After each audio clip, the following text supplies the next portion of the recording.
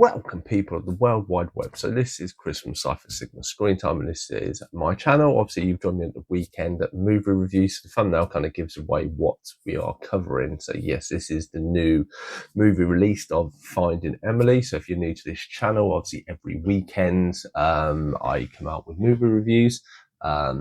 This one I saw the weekend when it was really hot. I was meant to be seeing a different one, but things happen. So yes, so Finding Emily is kind of a modern day chick flick, so to speak. It's directed by Alicia McDonald. I don't know anything else she has directed, so that's why I've not really featured here. A few minor members. We have like Agorni Rice, if I pronounce her name, so she is Emily Rain. We have Spike Fern as Owen. Spike, you may remember if you've seen if you see his face, he looks very familiar. So Alien Romulus, he was the brother who got killed on the ship when the alien came out. We have Sadie Silvera.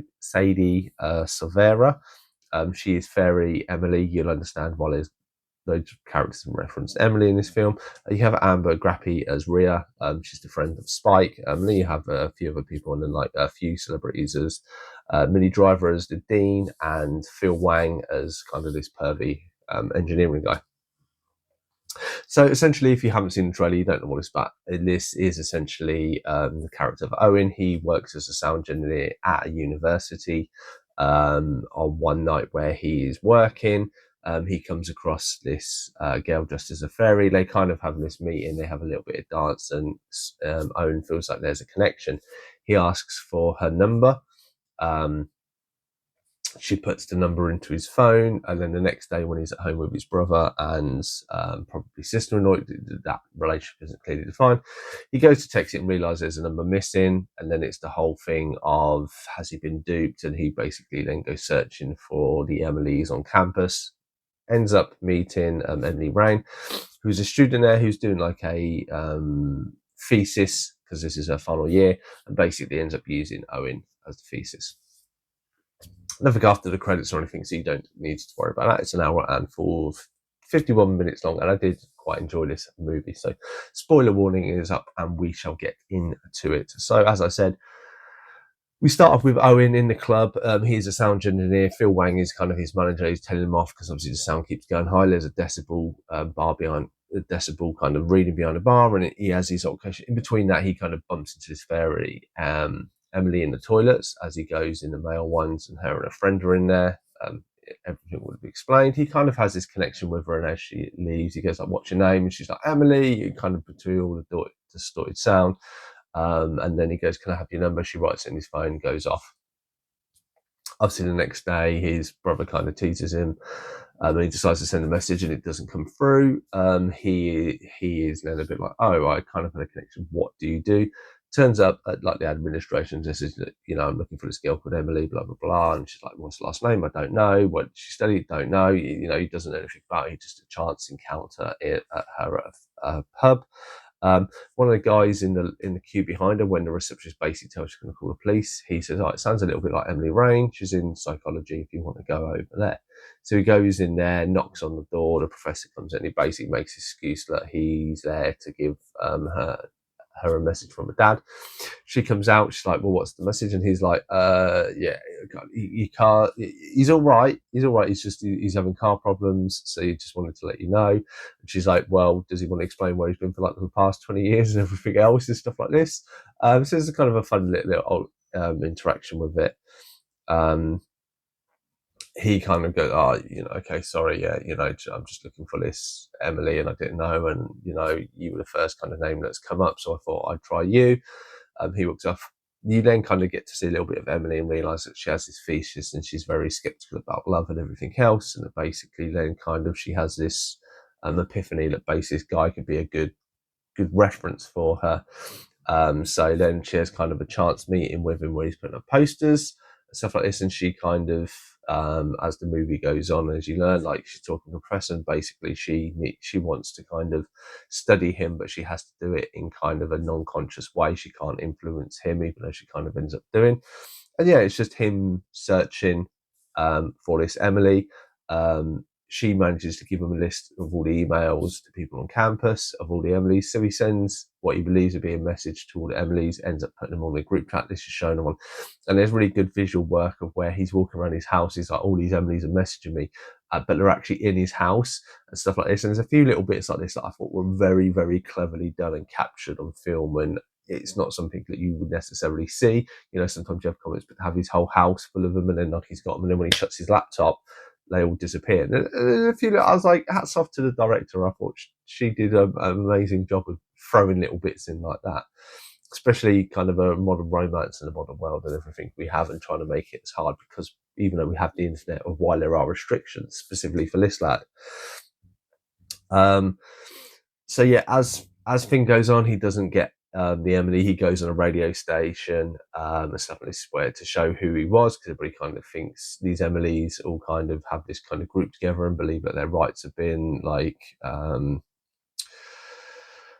not objectified, kind of have been broken due to someone's hacked it and stuff like this. When he goes on the podcast, he doesn't tell it was Emily. He said it was him and stuff like this. And unfortunately, he ends up losing his job. But during this, he kind of sings a song, stuff like he's kind of come up with about this girl. It's not kind of a slashy about the girl, it's just kind of a very nice song. And it kind of starts winning people over. And this is where you have, I think, people start to realise, is he a creep or is he not?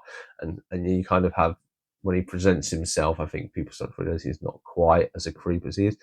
Anyway, kind of with Emily's a little bit help, she kind of helps push him along the way and stuff like this, till we come to the crucial point where these two start to form a little bit of a bond, because obviously the Emily Ravitch, she kind of liked another lad, but he kind of is just on and off with other people and stuff like that.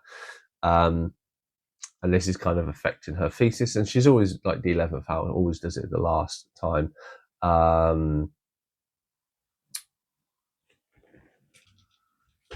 So yeah, she likes doing things at the 11th hour and stuff like this, and it kind of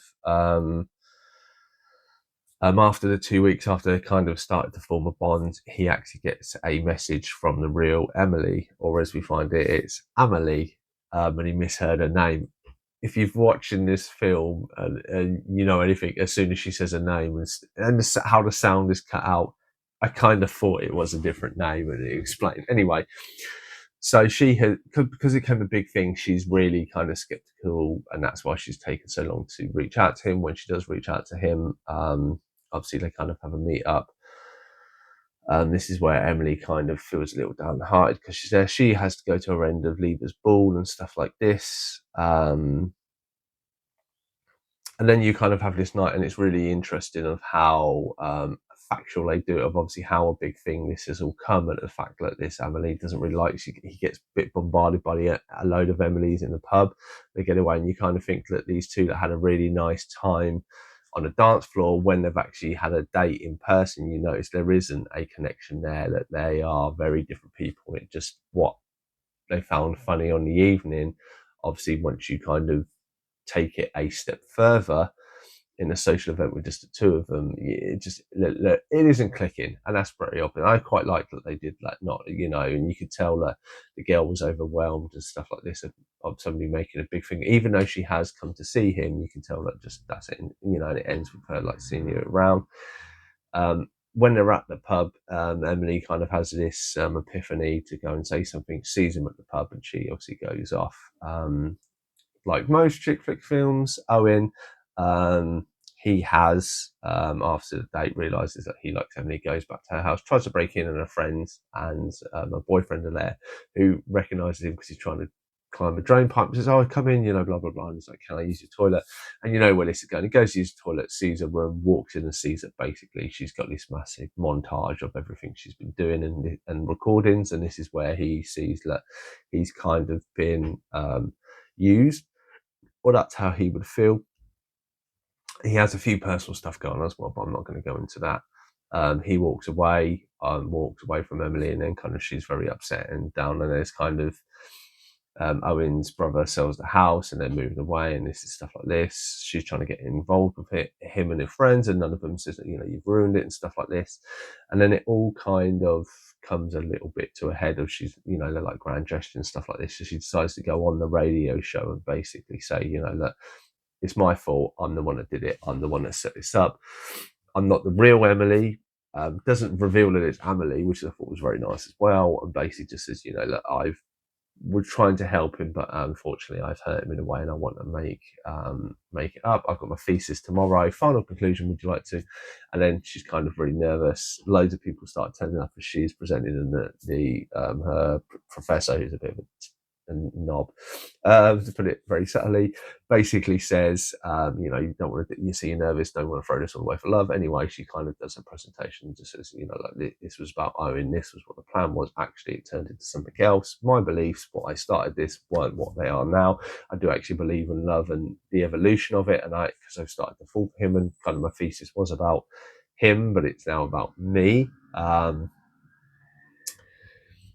He kind of sees it, he's in the background, sees this, and then kind of runs off. She runs off after him, and they're like, oh no, what's going on? Oh, it's all, will she get him? But when she gets there, you realise she's still got a mic on, and he's talking to her, and as they kind of talk, you can see he kind of appreciates this grand gesture. And she kind of says, I'm really sorry. And he's like, yeah, because she didn't say she kind of loves him. She says, no, I really, really like you and everything else. And then he kind of does a little joke, I've only come here to give you a message from your dad, which I thought was very, very nice. They kind of kiss, and then that's it, the end. What did I think of this movie? I rate this movie 6.5. Really, really enjoyed this movie.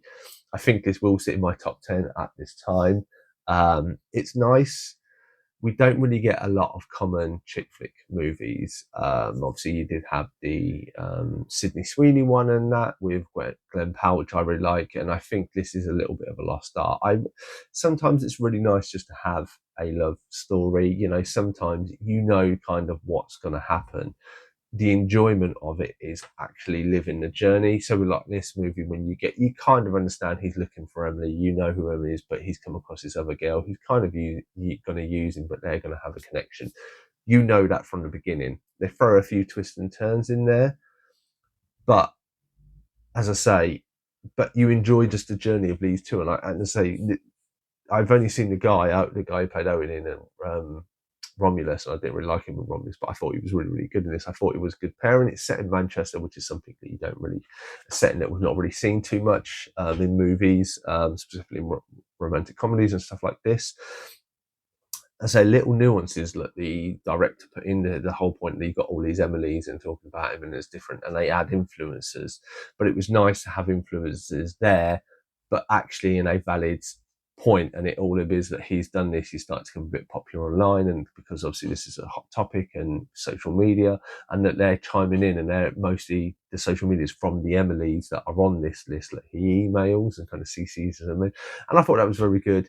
I say that when they pop up in physical form, when he's there, when he's reading that, when they're reading the comments and some saying they like him, and that I thought was very clever.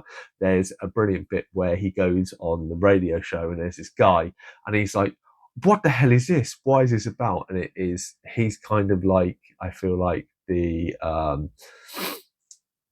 angel that would sit on your shoulder. Like people, sometimes you see this stuff online and you're like, what the hell are people doing this? And here's the rationale, and he's in it a few times, and it's just very, very clear. I was pissing myself when this guy came up a few times and says a few things at certain points throughout the movie, and I was just like, it's what kind of you would think in a modern day thing, and they've kind of thrown it in, but they've thrown it in as kind of a joke, because obviously this is a fictional story and stuff like this. But as I say, I really, really enjoyed this movie. It's never going to break the mold. I said it's really good acting, really cleverly done. I said but overall, the story, you kind of know what's going to happen. They've thrown a few twists there, but it's not amazing, which is why it sits like 6.5. But I still, this is something I'd easily pick up and I'd easily happily rewatch quite a lot of times.